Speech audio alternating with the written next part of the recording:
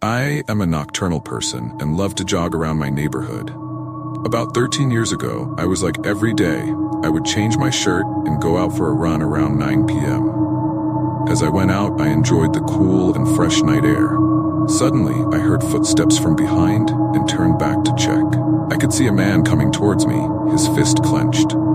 He was Nicolas, one of my neighbors. He put one hand on his neck and his white t-shirt was covered in blood. I was surprised and asked him what happened, and he shouted, "My blood." Then he fell to the ground and blood flowed from his neck. I slowly approached him, hesitantly, and saw another man in Nicolas's entrance. He was dancing behind Nicolas, who was falling. The man was wearing a strange outfit, like a red cape.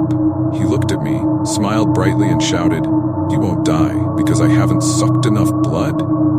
Then he laughed loudly and ran into the darkness.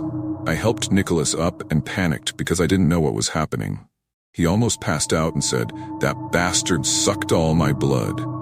He looked pale and weak. I called the police, and the strange man in the red coat ran away when the police arrived. The police left to search for him. Nicolas was then taken to hospital. They predicted he would die from excessive bleeding.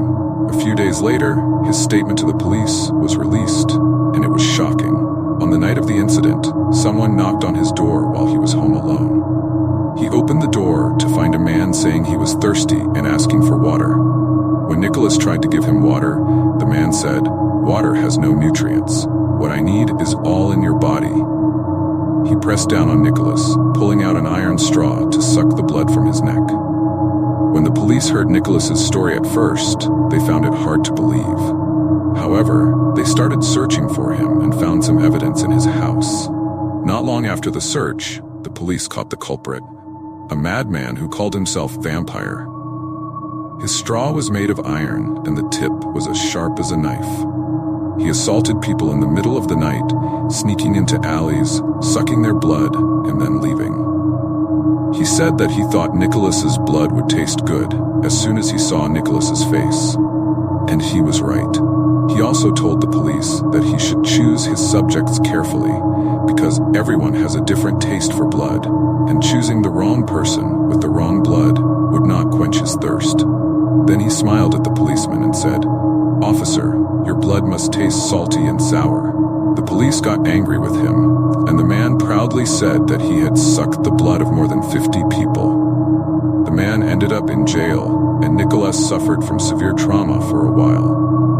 10 years later, there was a rumor that a vampire was attacking the village again. Hearing this, I wondered, did this crazy guy just get out of prison? One day, while jogging at night, I heard something moving behind me, and I turned around. It was a man, and he was wearing a cloak, running like crazy towards me.